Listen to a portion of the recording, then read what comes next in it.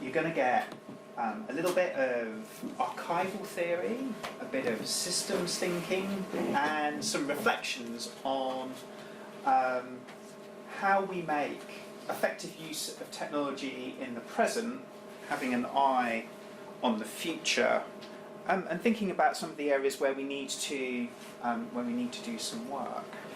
But there's quite a lot to get through. I'm going to cover it at a reasonable pace. There's definitely bits of it saying, no, there's quite a lot of theory there. Okay. So, a little bit, just so you can place the National Archives. We're an unusual organisation. We are a cultural heritage institution. We have an amazing collection of records going back 1,000 years, 200 kilometres of documentary heritage, not just of the UK, but it's the archive of many places around the world, of global importance and significance. We're also a non-ministerial government department. I'm a senior civil servant, and we span, I suppose, the world of government and the world of cultural heritage. Previous points, I mean, we feel very comfortable in our own skin these days as an institution, but I can think of times when the institution's been a little bit schizophrenic. Are we part of government? Are we a cultural heritage institution? And we're very happy with the idea that we're both. Now, if you think about an archive of government, the state has been busy collecting information about us for a long time. Our oldest record is the Domesday Book. And when the state collects information about us, it does so in a way to make our society or our economy legible to it, so it can do things like tax us. Now, an archive of government, if you imagine the state looking at us and gathering information about us in order to be able to govern us or to tax us, an archive of government kind of turns the tables. We give you the opportunity to look at the state through the records the state has created, and we also give you the chance to see how things were looking through the state's eyes. I think that's a useful reflection about what it is that we are in the business of trying to do. Now, technology fundamentally changes for us as an institution so much about our business, and I'm going to talk to you in a bit more depth about what and why and what on earth it is we're doing about it. But before going there, I want to talk a little bit about what doesn't change about an archive in the face of rampant technological change. And I want to do that through the lens of some of our work with children, and it's very appropriate here in the City of London. It turns out, and we run a very active education programme at the National Archives, bringing groups of children into the archive and exposing them to primary sources of evidence, original records. So it turns out you can take almost any group of 5 and 6 year olds in this country and interrogate them about the Great Fire of London. It's in the national curriculum. Almost any group of 5 and 6 year olds, get them into a room, say, tell us about the Fire of London. There's no point teaching them about the Great Fire of London. They know all of the facts. So, we assemble. I'm not a parent, so the little dears. Tell us about the Fire of London. And so it started in a bakery, Pudding Lane, great. The baker was Thomas Fariner, it was ovens, cakes got burnt, city got burnt down. Fantastic. And then we introduced them to some doubt. So, we've got the story. How do you know that? Well, my teacher told me. My mum told me. Okay. My brother told me. But your teacher and your mum or your brother, you weren't alive in the 1660s. How do they know?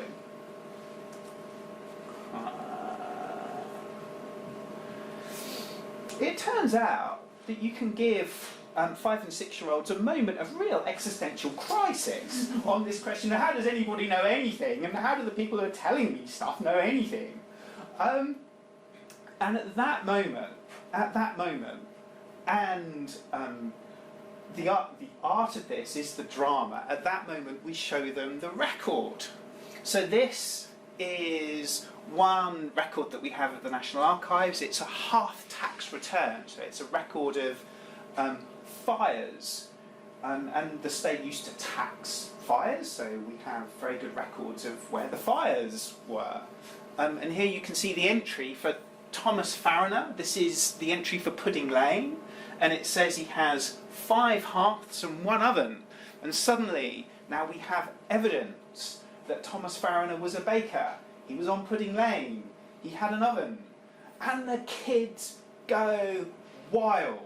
Like, they literally, yeah, now I know how we know. There was someone called Thomas Fariner. He was on Pudding Lane. 2 things there that endure. The first is the role of an archive as being a place that answers the question, how do we know? In an era of fake news, I think maybe there's never been a more important time for sources of trusted evidence in the digital era. So the archive helps answer the question, how do we know? And the second thing that I think endures despite whatever technological transformation we go through is there is joy in discovery, absolute joy. And it's a joy that users of an archival collection can experience at 5 or 50 or 90.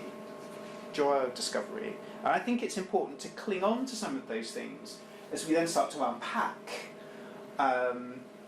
how we approach technological transformation.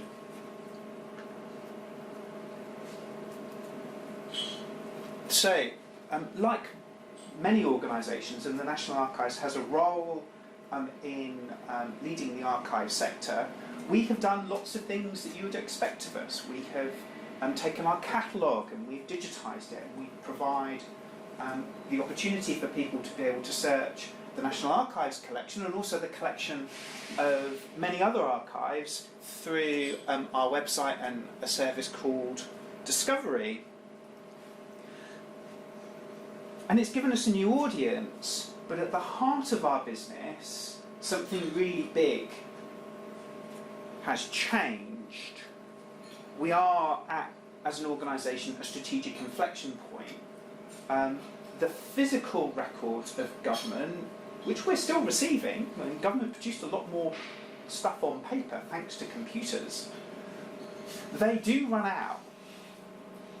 And whereas we've had 180 years of receiving paper records, we're moving to an era where, from here on in, it's all intangible.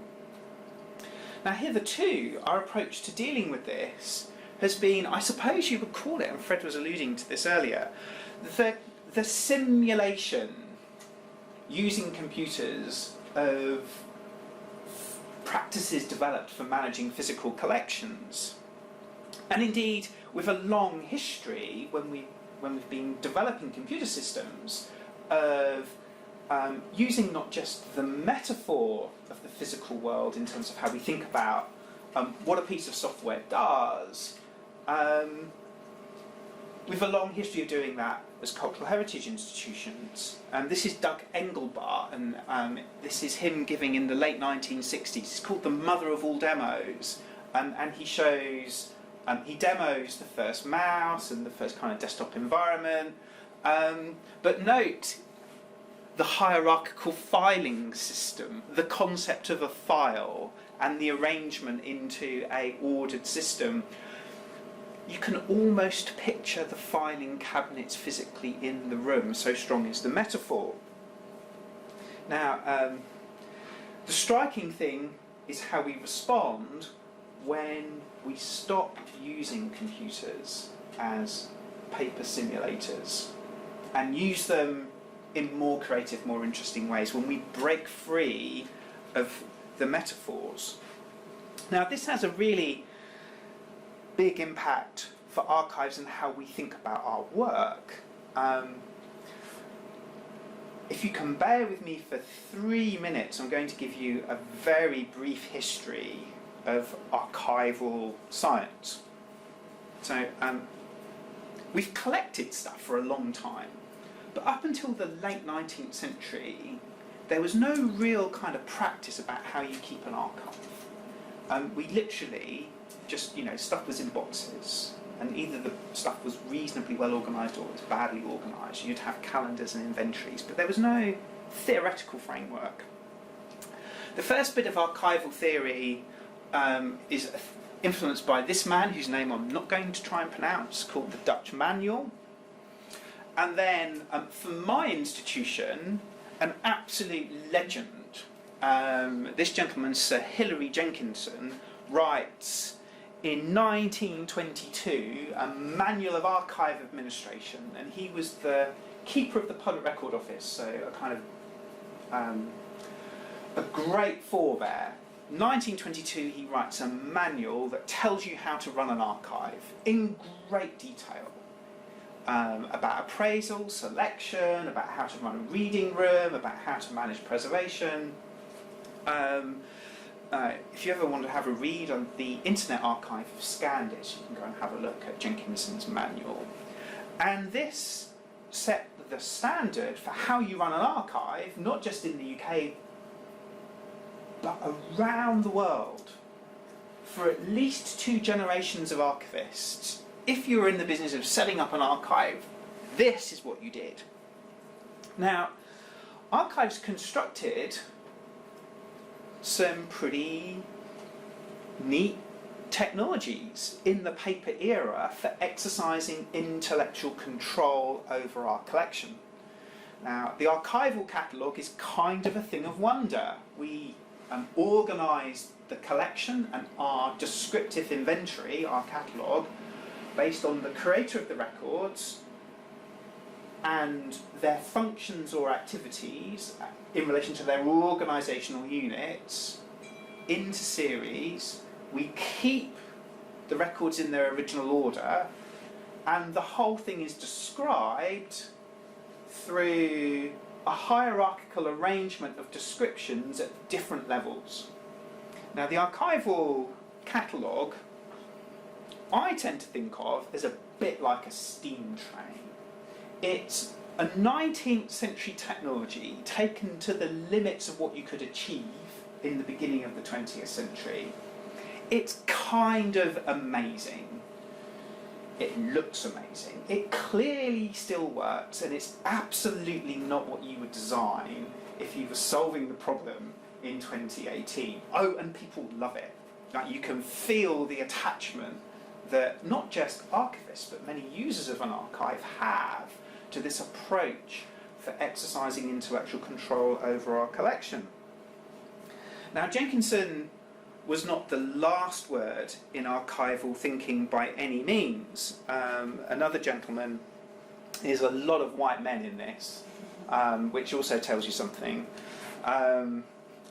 We worry a lot about diversity in archives and think about who has power to decide about what's kept, who's making some of these decisions. You can have a bit of reflection about that along the way. Anyway, this is the American National Archivist, Schellenberg, and he, by the late 1950s, he's pretty ticked off about the fact that everybody's using this manual written by a Brit 3 decades previous, so he has another go and he writes a manual. Now, that period for me is really interesting. 1922 to 1956. Because between 22 and 56, something really big happens in the world of information that Schellenberg misses that Jenkinson can't have known. Turing does the maths, and we create electronic computers.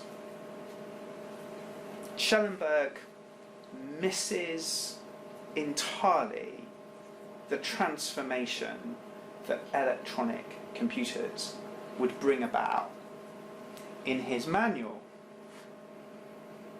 But other great visionaries do see the potential in this period. So Vannevar Bush writes this extraordinary article, As We May Think, 1945. He imagines computers and people and computers working together. Augmented intelligence, something of a reality now. And this Memex machine, the kind of forerunner of the World Wide Web in some ways, and certainly a huge inspiration for people like Tim Berners-Lee in creating the web. 1949, you have the mathematical theory of communication, which is Claude Shannon's maths about how you send a message. Really important for those of us who are in the business of sending messages over time. And the thing to reflect on hard for the archivist from information theory is the concept of redundancy, that in order to be able to safely communicate a message, you need more information. And information redundancy is a huge theme for us. It causes us a whole bunch of problems. It's why redaction is so hard. If you want to stop someone from seeing something, redundancy makes it really difficult for you to be confident if you've redacted a document that the missing information can't be pieced back together if you have enough other data.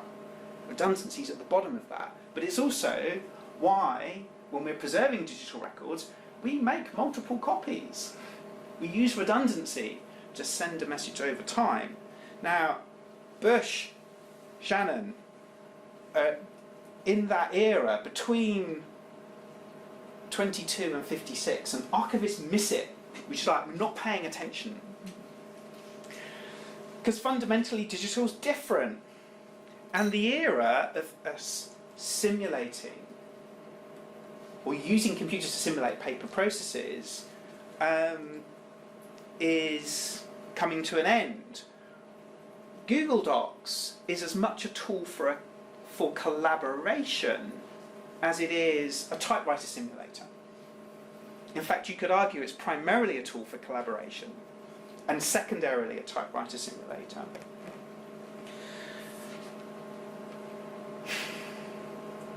Meanwhile, the way in which we manage and organise information using computers has also been shifting. The world of neat arrangement that we necessarily have when you're putting things into files and folders in real life, that just kind of collapses. And government is not particularly good, and nor any of us really, electronic information management. You know, the EDRM systems are kind of usability catastrophes. We all have massive shared drives with big heaps of stuff. Now, archivists like arrangement because it's part of how you get context. But even back in 1974, when Ted Nelson writes Computer Lib, he attacks the computer scientists, the information technologists need to organise things hierarchically. He says everything's deeply intertwined. People keep pretending they can make things hierarchical, categorisable and sequential when they can't. Now, this kind of collapse of the hierarchy as an organising principle to how you manage information that's so deeply embedded in our approach to intellectual control, in our descriptive inventory, causes a kind of moment of real crisis in the late 1980s, when another theorist, another white man, David Bierman says in Archival Methods, because of information technology, the traditional methods for appraisal, description, preservation and access, that's like everything we do, fails to meet archival needs because the demands exceed the capacity of the profession and by more than order of magnitude. So archivists, you are obsolete, says a leading archival theorist. Thank heavens our archives were saved in 1989, as I think many of us have been, by the invention of the World Wide Web, because whilst the heart of our business requires radical rethinking, the web gives us the opportunity to reach a new audience. And it gives us a new paradigm about how information can be connected, the link, and a new paradigm about how information can be explored. Google, the box, the button, the search engine. Really a new hope. Now, where do we find ourselves today? I'm very alive of the time, and I do promise you a whirlwind. So, the National Archives, and we are typical of many institutions in this regard. We are what I would describe as a first generation digital archive. In fact, we all are. You go to any archive, any national archive on the planet. So we've got a system for preserving our digital records, and we describe them using our catalogue, and we provide access to those records on the web. The system that we have, though, has some issues. And our strategy as an organisation is to move on to being a second generation digital archive.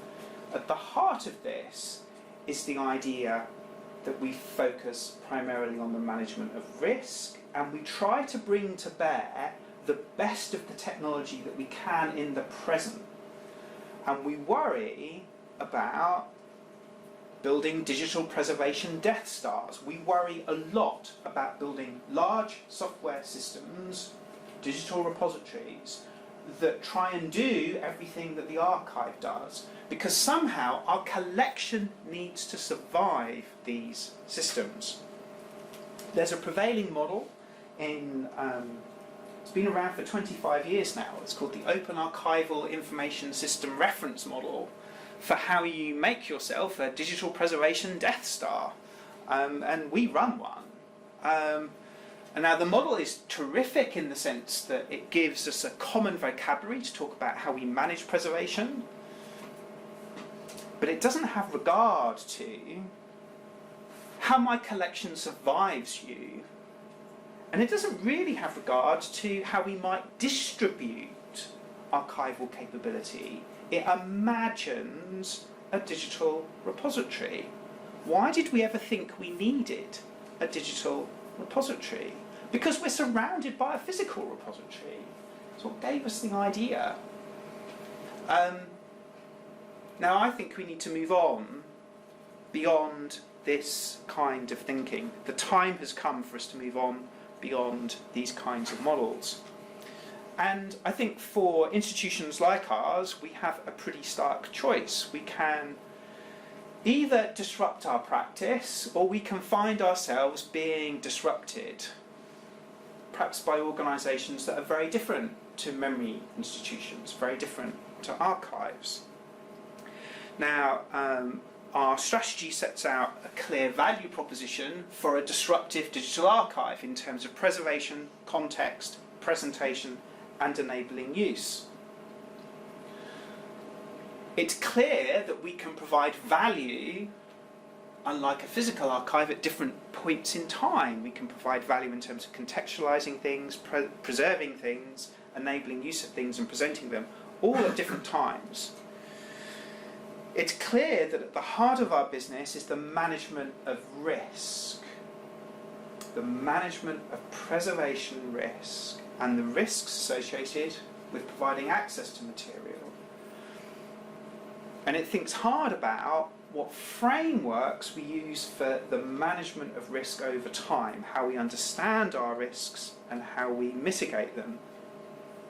Now, I have 7 things I'm going to throw at you that I think the kinds of practices a disruptive digital archive has, and then see if we've got any questions at the end of that. So, 7 disruptive archival practices. The first is the empirical measurement of digital preservation risk. At the moment, we understand preservation risk through the lens of standards. Here's a bunch of things that you should do. If you do these things, your risks are mitigated. Who says and how do we know?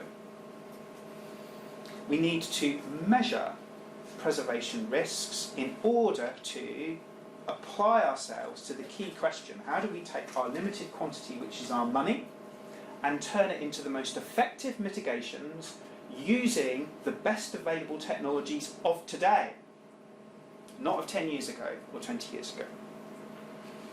Second, how do we resist in a world that's way more mixed up? How do we resist the urge to retrofit order on the chaos? Particularly relevant for archivists, probably librarians too. We really like this, even though most information management systems look like that. Third, how do we manage uncertainty in our data? Because for sure, most of the metadata that we have, particularly in an era of machine learning, it's not all going to be right. The date of creation is going to be a maybe. That is this record open or closed is going to be a maybe. It's was it created by these people doing this thing is going to be a maybe. And we need to have ways of managing uncertain data. Fourth, trust. We're in an era of radical new record-keeping technologies that maybe provide us with some new opportunities, things like blockchain. Fifth, connecting and linking.